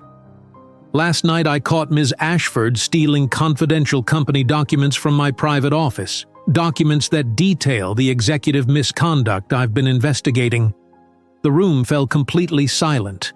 Lawrence Parker, the chief financial officer, cleared his throat. Nathan, this undercover operation shows questionable judgment. The board may need to review your leadership capacity. Before Nathan could respond, a voice spoke from the back of the room. Excuse me. It was Jasmine, dressed not in her maid's uniform but in professional attire. She walked forward confidently. May I address the room? Nathan nodded, surprised but pleased to see her. My name is Jasmine Brooks. Until yesterday, I was a maid here. I have a business degree from Cornell and was previously assistant manager at the Grand Palmer Hotel. I took this job because it offered stable hours for my daughter. She faced the executives directly. During my career, I've watched talented people repeatedly passed over for advancement in favor of external hires. I've seen innovative ideas ignored because they came from the wrong level of employee. Jasmine turned to the staff. What Mr. Whitmore did was unusual, yes, but he did it to understand the truth about his company. How many executives would clean toilets or work security shifts to learn what's really happening? Several staff members nodded in agreement. Malik stepped forward. She's right. I've worked here 15 years. Mr. Whitmore, Tom, was the first management person who ever asked about our ideas or noticed when things weren't working right. Other staff members began to voice similar opinions. The executives looked increasingly uncomfortable as the tide of sentiment turned against them. Victoria attempted one last offensive. Jasmine is only defending him because he's offered her a management position. This is exactly the kind of favoritism. It's not favoritism to recognize talent, Nathan interrupted. Jasmine earned that offer by demonstrating extraordinary abilities that your management style deliberately suppressed. The executives huddled together, whispering urgently. James finally stepped forward. Nathan, we should discuss this privately. This is an internal company matter that shouldn't be handled in front of staff. Nathan shook his head. No more private discussions where problems are hidden and forgotten. From now on, Whitmore Enterprises will operate with transparency and merit-based advancement. He addressed the entire room again. I'm announcing several immediate changes. Victoria will be reassigned to a training position at one of our hotels, where her attention to detail can be beneficial without her toxic management approach. Victoria's face paled. You can't do this. I've given 25 years to this company. You're not being fired, Victoria. You're being repositioned where your skills can be used constructively. Nathan continued announcing changes. The chef and maintenance supervisor would be placed on probation. Malik would be promoted to estate manager, and several other staff members would receive new opportunities based on their demonstrated abilities. As the meeting concluded, the executives surrounded Nathan, trying to contain the situation. James spoke urgently into his phone, while Lawrence reviewed papers from his briefcase. Through the crowd, Nathan's eyes met Jasmine's. In that silent exchange, they both recognized that what happened next would determine not just their personal futures, but the fate of everyone who worked for Whitmore Enterprises. The tension in the grand hall was electric as the executives closed in around Nathan. James Harrington, the chief operating officer, leaned in close, his voice low but intense. Nathan, this is a serious mistake. You're airing company problems in front of staff and undermining the entire leadership structure. We need to control this situation immediately, added Lawrence Parker. I've already called an emergency board meeting for this afternoon. Nathan stood his ground, acutely aware of all the eyes watching this confrontation. The staff remained in the room, uncertain whether to leave or stay. As if the situation wasn't complicated enough, the doors to the grand hall suddenly opened and several people with cameras and notepads entered. Victoria stood near the entrance, a satisfied smile on her face. Mr. Whitmore, Janet Chen from the Los Angeles Times, announced a woman at the front of the group. We received an anonymous tip about unusual activities at Whitmore Enterprises. Care to comment? Edward Mitchell, the marketing director, whispered urgently to Nathan, "Say nothing. We need to issue a prepared statement after consulting with legal." Nathan looked around the room, at his executives trying to control him, at Victoria who thought she had won, at the confused and concerned staff who had worked under him for weeks without knowing his identity, and finally at Jasmine, who stood tall despite everything that had happened. In that moment, Nathan made his decision. "Actually, Ms. Chen, I would be happy to comment," Nathan said, stepping away from his executives. "In fact, I think there's an important story here, just not the one you were expecting." The executives looked horrified as Nathan gestured for the reporters to take seats. For the past month, I've been working undercover as a security guard in my own company. Why would a CEO do something so unusual? Because traditional methods failed to show me the truth. The reporters began taking notes furiously as Nathan continued. I discovered talented employees being systematically prevented from advancing in their careers. I found wasteful practices that cost thousands of dollars, and I witnessed management styles that crushed innovation rather than encouraged it. James tried to interrupt. Nathan, this is highly inappropriate.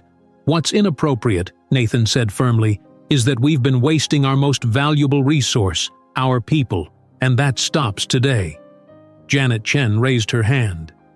Mr. Whitmore, are you saying your own executives have been undermining company values? The executives tensed, clearly expecting Nathan to back down when confronted directly.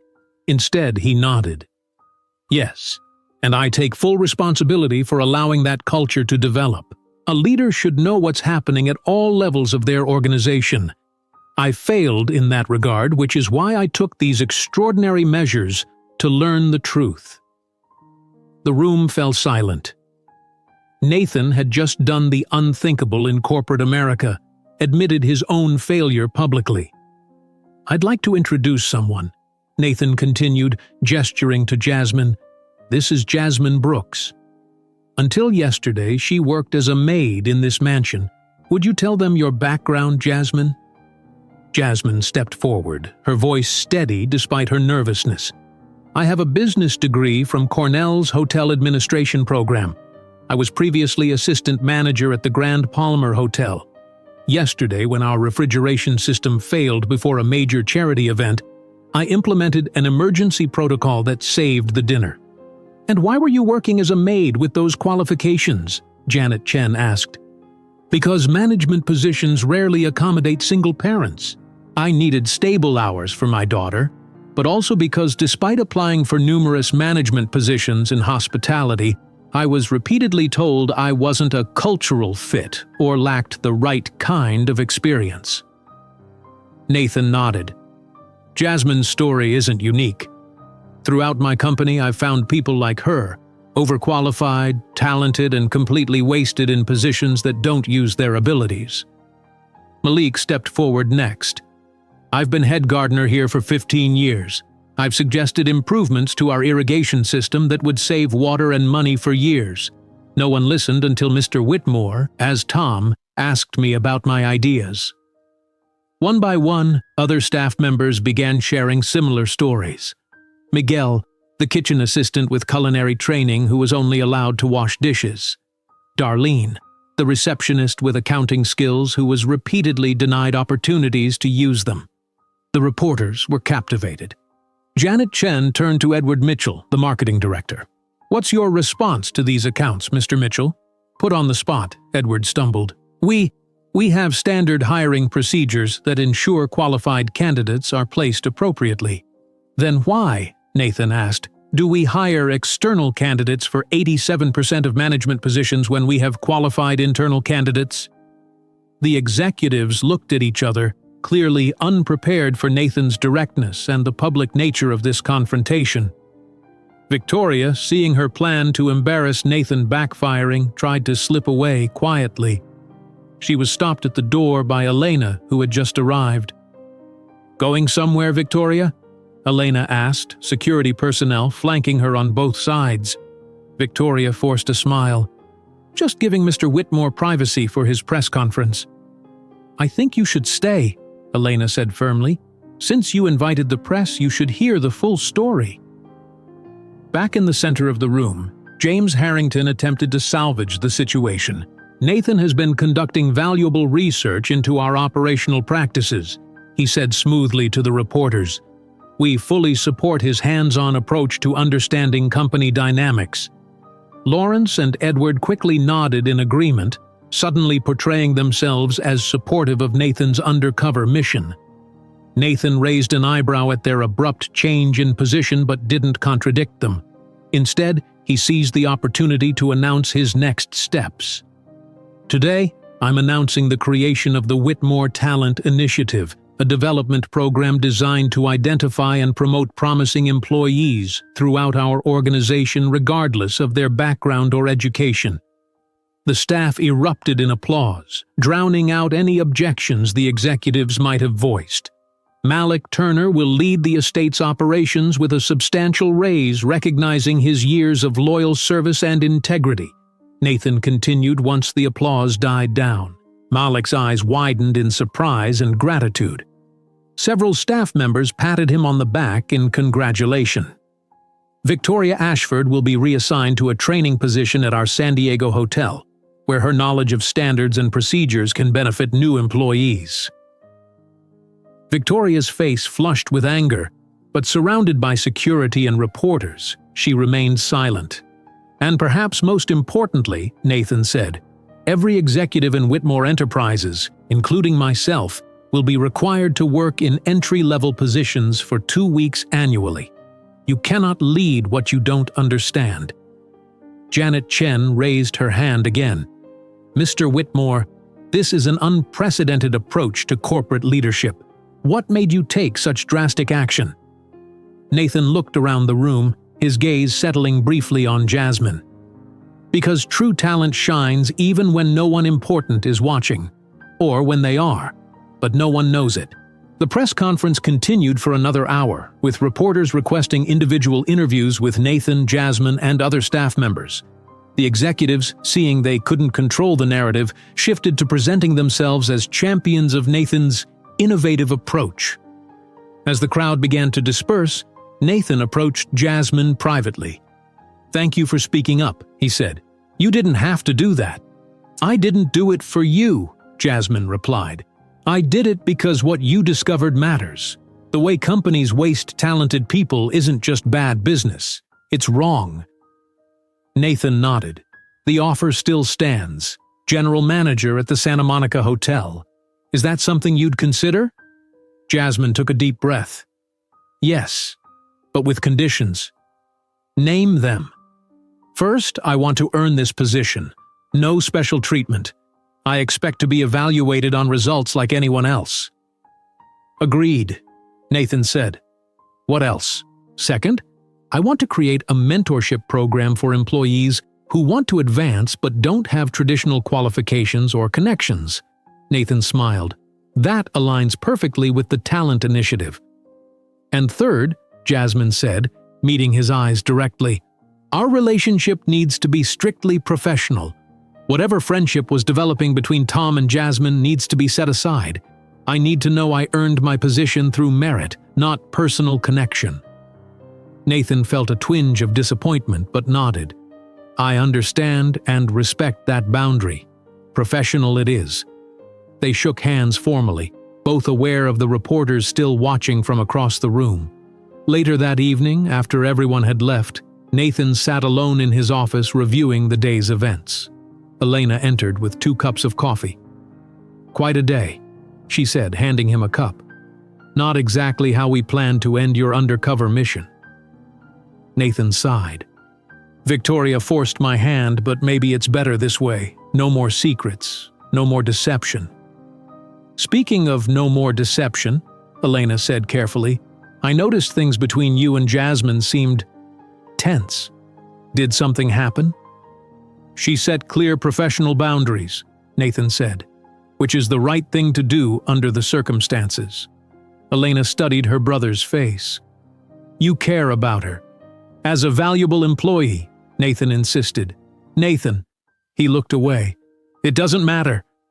I violated her trust with my deception, and now I have to respect her terms if I want her to be part of the company." Elena nodded slowly. "The board meeting tomorrow will be challenging. The executives won't forgive being publicly exposed so easily." "I'm prepared," Nathan said. "I have documentation of every questionable decision they've made. But more importantly, I have a vision for what Whitmore Enterprises can become. A company that truly values human potential at every level." As Nathan looked out his office window at the lights of Los Angeles, he knew tomorrow would bring new challenges. The executives would fight to maintain their power. The press would scrutinize his every move, and rebuilding trust with his employees, especially Jasmine, would take time. But for the first time in years, he felt certain he was leading his company in the right direction. No more hidden talent, no more wasted potential. The real work was just beginning. The next morning, Nathan arrived at Whitmore Enterprises headquarters in downtown Los Angeles for the emergency board meeting. The modern glass building reflected the early sunlight as he walked through the main entrance. Employees stopped and stared. Many had seen the news coverage of his undercover operation. In the executive elevator, James Harrington joined him, looking tense. "The board is not happy, Nathan," James said. "7 board members are already here. They've been reviewing yesterday's press coverage all morning." "Good," Nathan replied calmly. "They should understand exactly what's happening in their company." The boardroom was silent when Nathan entered. 8 people sat around the large table, their expressions ranging from concern to outright anger. Charles Weston, the 70-year-old board chairman, spoke first. "Nathan, what the hell were you thinking? Going undercover in your own company? Inviting press coverage of internal problems? The stock dropped 3 points this morning." Nathan took his seat at the head of the table. "I was thinking about the long-term health of this company, Charles. Sometimes that requires short-term discomfort." Lawrence Parker slid a folder across the table. "We've prepared a statement explaining that your research project was misrepresented by the press. We'll announce that you're taking a brief leave of absence while the board conducts a review of operations." Nathan didn't touch the folder. "That won't be happening." Edward Mitchell leaned forward. "Nathan, be reasonable. You've created a public relations nightmare. We need to contain this." "No," Nathan said firmly. "We need to fix the actual problems, not just the public perception of them." He opened his laptop and turned it to face the board. "These are the promotion statistics for Whitmore Enterprises over the past 5 years. 87% of management positions filled by external candidates despite qualified internal applicants. Employee turnover at entry-level positions nearly double the industry average." Charles frowned. "Business decisions are made for financial reasons, Nathan. External hiring often brings needed expertise." "At 3 times the cost," Nathan countered, "and with longer onboarding times and lower initial productivity." He changed to another screen. "These are emails between executives discussing specific qualified employees and why they shouldn't be promoted. Not because they lacked skills, but because they might disrupt established dynamics or ask too many questions." The board members exchanged uncomfortable glances. "Where did you get those emails?" James demanded. "I'm the CEO. I have access to all company communications," Nathan reminded him. "But more importantly, I have access to the talented people being wasted in our company." Nathan stood up and walked around the table. Yesterday wasn't just a PR event. It was the beginning of real change. The Whitmore Talent Initiative is already being implemented. Malik Turner is now managing the estate, and Jasmine Brooks will be taking over as general manager at our Santa Monica property. Lawrence scoffed. "A maid with no recent management experience running our newest boutique hotel? That's a recipe for disaster." "A Cornell graduate with extensive hotel experience who saved a high-profile event through quick thinking and leadership," Nathan corrected. "Exactly the kind of talent our current system overlooks." "The board could vote to remove you as CEO," Charles warned. "This behavior is erratic and potentially damaging to shareholder value." Nathan nodded. "You could, but before you do..." He pressed a button on his phone. "Send them in, please." The boardroom doors opened and Janet Chen from the Los Angeles Times entered, along with representatives from 3 major business publications. "What is this?" Charles demanded. "Transparency," Nathan answered. "These journalists are here to document Whitmore Enterprises' commitment to identifying and promoting internal talent. They'll be following our progress for a special feature on corporate transformation." The board members looked stunned. Nathan had outmaneuvered them again. "You can't bring press into a private board meeting," Edward protested. Actually, I invited them to observe the announcement of our new initiatives, Nathan said smoothly. But since we're all here, perhaps the board would like to express its support for the Whitmore Talent Initiative. Trapped in front of cameras and reporters, the board members had no choice. One by one, they voiced support for Nathan's initiative, though some did so through gritted teeth. Janet Chen raised her hand. "Mr. Whitmore, what specifically will the talent initiative include?" Nathan smiled. "Regular skills assessments for all employees, mentorship programs pairing experienced leaders with promising staff, a clear path for advancement based on demonstrated abilities rather than connections or credentials. And as I announced yesterday, all executives will work entry-level positions for 2 weeks annually."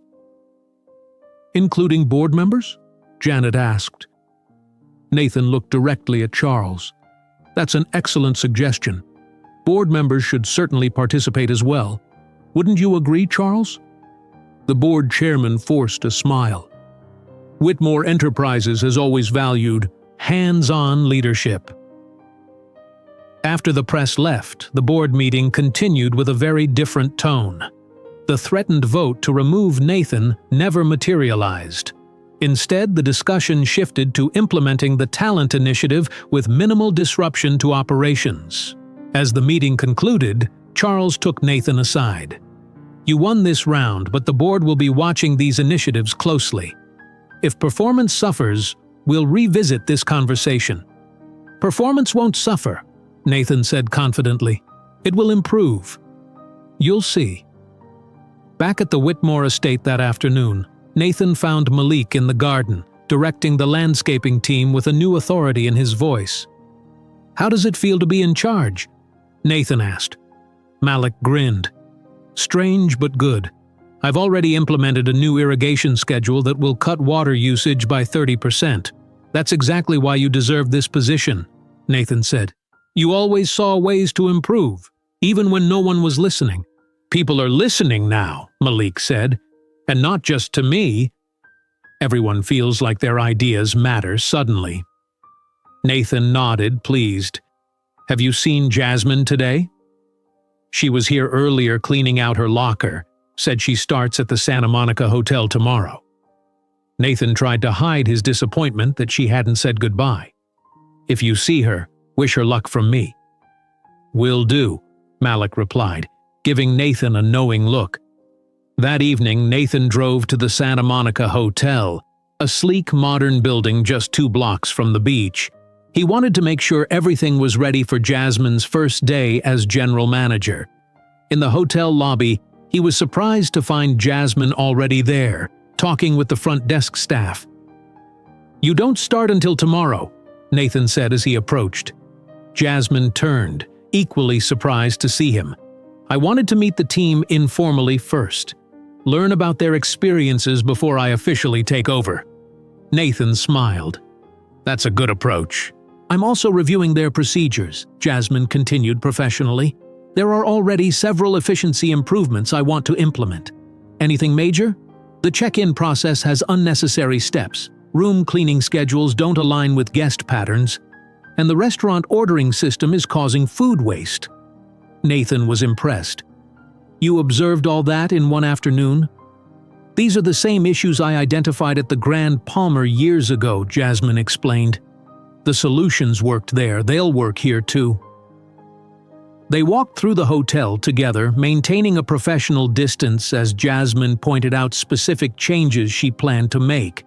Nathan listened carefully, occasionally offering resources or support, but mostly just appreciating her natural talent for hospitality management. "Why this hotel?" Jasmine asked suddenly. "You have properties all over the country. Why place me here?" Nathan hesitated before answering truthfully. "The Santa Monica location is 20 minutes from your grandmother's apartment. Lily can stay in her current school. You'll have time to take her there in the mornings and be home for dinner most nights." Jasmine stopped walking. "You thought about my daughter's needs when offering me this position?" "Of course," Nathan said. "What good is a dream job if it costs you what matters most?" For the first time since learning his true identity, Jasmine's professional facade softened slightly. "Thank you. That means a lot." They reached the general manager's office, a spacious room with large windows overlooking the ocean. "This is yours now," Nathan said, handing her the key. Jasmine took it, her expression determined. "I won't let you down." "I know you won't. But remember, this isn't about proving yourself to me. It's about finally having the opportunity to use your full abilities." As Nathan turned to leave, Jasmine called after him, "Nathan?" He turned back. "What you did, going undercover, exposing the problems in your company, it was unconventional, but it was brave. Real change rarely happens without someone willing to take risks." Nathan smiled. "Thank you for saying that." "I still think you should have told me sooner," she added. "Next time I go undercover in my own company, you'll be the first to know," Nathan promised with a small smile. Jasmine laughed despite herself. There better not be a next time. As Nathan drove away from the Santa Monica Hotel, he felt a sense of accomplishment. The company was changing. Talented people like Jasmine and Malik were finally in positions where they could make a difference. Even Victoria's reassignment to the training department might prove beneficial. Her exacting standards could help new employees learn proper procedures without her toxic management style. The executives and board would continue to resist change, but Nathan was prepared for that battle. With public attention on the Whitmore Talent Initiative and early results likely to show improvement, they would find it difficult to reverse course. Most importantly, Nathan had rediscovered the purpose behind his company. Whitmore Enterprises wasn't just about properties and profits. It was about people and potential. Sometimes the greatest assets were hidden in plain sight, waiting for someone to truly see them. 6 months passed since Nathan's undercover mission had turned Whitmore Enterprises upside down. The Santa Monica Hotel gleamed in the California sunshine as Jasmine Brooks walked through the elegant lobby, greeting staff members by name. As general manager, she had transformed the property from an underperforming location to the crown jewel of the Whitmore portfolio. "Good morning, Ms. Brooks," said Michael, the front desk supervisor. "The occupancy report you requested is ready." "Thank you, Michael," Jasmine replied, "and congratulations again on your acceptance to the management training program." Michael beamed. "I couldn't have done it without your recommendation." "You earned it with your ideas for improving the check-in process," Jasmine said. "Those changes reduced wait times by 20 minutes. In her office overlooking the Pacific Ocean, Jasmine reviewed the latest performance numbers. Revenue was up 32%. Employee satisfaction scores were the highest in the company. The hotel had received 3 industry awards in the past quarter alone. Her phone rang. It was her grandmother. "How's my hotel executive today?" Rose asked warmly. Jasmine laughed. "Busy but happy." "How's Lily doing with her science project?" "Almost finished. She can't wait to show you tonight. This special school program has been wonderful for her." "It has," Jasmine agreed. "I'll be home by 6. We're having that big reception at 7:30, but I hired a car service to take me back to the hotel afterward." After ending the call, Jasmine opened her email to find a message from Nathan. "Looking forward to seeing the hotel's transformation tonight. Congratulations on your success." Nathan. Their relationship had remained strictly professional these past 6 months, just as Jasmine had requested. They spoke weekly about hotel operations but rarely about personal matters. Still, Jasmine found herself smiling at his message before turning her attention back to work. Across town at Whitmore Enterprises headquarters, Nathan sat in a meeting with his executive team. The faces around the table had changed significantly. James Harrington had resigned rather than adapt to the new company culture. Several others had been reassigned to positions better suited to their skills. New leaders had emerged from within the company. The Talent Initiative has identified 43 employees for accelerated advancement, reported Diane Jenkins, now promoted to Chief Personnel Officer. 17 are already in new management roles. "And the results?" Nathan asked. Productivity up 19% across those departments. Employee turnover down 27% company-wide. Nathan nodded, satisfied. What about the Executive Floor Experience program? Diane smiled. It's been educational. Lawrence spent his 2 weeks in housekeeping at the Chicago property. He's implemented 5 changes to make cleaning protocols more efficient based on what he experienced. And Edward's time in the kitchens? He eliminated 3 unnecessary approval steps for food ordering after seeing how they caused waste firsthand. After the meeting, Nathan called Elena. "How's Malik doing at the estate?" He asked. "Remarkably well," Elena replied. "He's reduced operating costs and improved the gardens. The staff seems happier too." "And Victoria? Any word from San Diego?" Elena chuckled. "That's the biggest surprise. She's excelling as a trainer. Turns out when she's not threatened by talented people, she's quite good at teaching standards and procedures. The new employees she trains have the highest quality scores in the company." "Sometimes people just need to be in the right position," Nathan said. Later that afternoon, Nathan visited a construction site near downtown Los Angeles. The foreman greeted him with a handshake. "Mr. Whitmore, we're on schedule. The first units will be ready in 4 months." Nathan surveyed the half-built apartment complex. "And the rental rates are locked in?" "Yes, sir. Affordable rates for service industry workers, just as you specified. Priority for Whitmore employees, but open to all qualified applicants." This project had been inspired by learning about Jasmine's long commute from East Los Angeles to Beverly Hills. Too many hospitality workers couldn't afford to live near their workplaces. Nathan was determined to change that. As evening approached, Nathan arrived at the Santa Monica Hotel for the grand reopening celebration. The property had undergone a complete revitalization under Jasmine's leadership, not just in appearance but in operations and culture. The lobby was filled with industry leaders, travel writers, and company executives. Jasmine stood near the entrance, professionally dressed in a blue suit, welcoming guests with confident grace. When she saw Nathan, she greeted him with a warm but formal handshake. "Welcome, Mr. Whitmore. I hope you'll be pleased with the changes we've made." "I've been following the numbers, Ms. Brooks. They're exceptional," Nathan replied, matching her professional tone despite wanting to speak more personally. Throughout the evening, Nathan watched Jasmine work the room with natural charm and authority. Staff members responded to her with obvious respect and even affection. Several guests commented on the special atmosphere of the hotel compared to other luxury properties. "Your employees seem genuinely happy," remarked Janet Chen, the reporter who had covered Nathan's undercover story 6 months earlier. "That's rare in this industry." "Happy employees create happy guests," Nathan said. "Jasmine understands that better than anyone." After the formal presentations, as most guests moved to the restaurant for dinner, Nathan found Jasmine alone on the rooftop terrace overlooking the ocean and the twinkling lights of Santa Monica. "Escaping your own party?" he asked, joining her at the railing. Jasmine smiled. "Just taking a moment to breathe. It's been a busy 6 months." "You've accomplished more than I even hoped," Nathan said sincerely.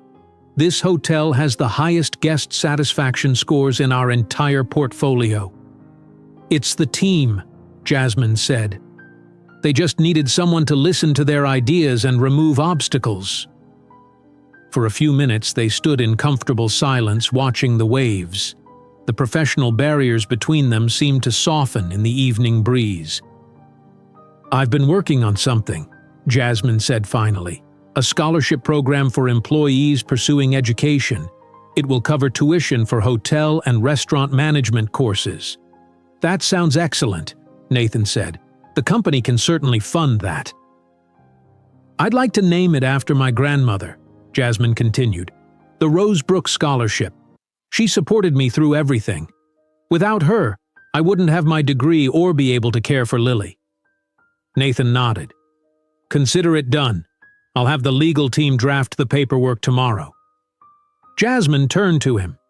"What about you?" Any new projects besides the hotel empire? Actually, yes, Nathan said, then told her about the affordable housing development. The idea came from learning about your commute. Too many essential workers can't afford to live near their jobs. Jasmine's expression softened. That will make a real difference in people's lives. I hope so, Nathan said. Sometimes the most important changes aren't about profit margins. They were interrupted by a server bringing 2 glasses of champagne. A toast? Nathan suggested, handing Jasmine a glass. To new beginnings. Jasmine raised her glass. To seeing people's true potential. After the celebration ended, Nathan walked through the quiet hotel, observing the small touches Jasmine had implemented. Employee photographs lined a staff hallway. A suggestion box prominently displayed in the employee break room had notes responding to each idea. Training schedules were posted showing clear paths for advancement. The next morning, Nathan visited the hotel again, this time as a regular guest checking in. He wanted to experience the service firsthand without anyone recognizing him. He wore casual clothes, sunglasses, and a baseball cap. The check-in process was smooth and efficient. His room was impeccable. Every staff member he encountered seemed genuinely happy to assist him. As he ate breakfast in the hotel restaurant, Nathan overheard a crash from the kitchen. A new server had dropped a tray of glasses. Nathan watched, curious to see how management would respond to the mistake. Jasmine emerged from her office nearby and approached the young man, who looked terrified. "I'm so sorry, Ms. Brooks," the server stammered. "It's my second day and I was trying to carry too many at once."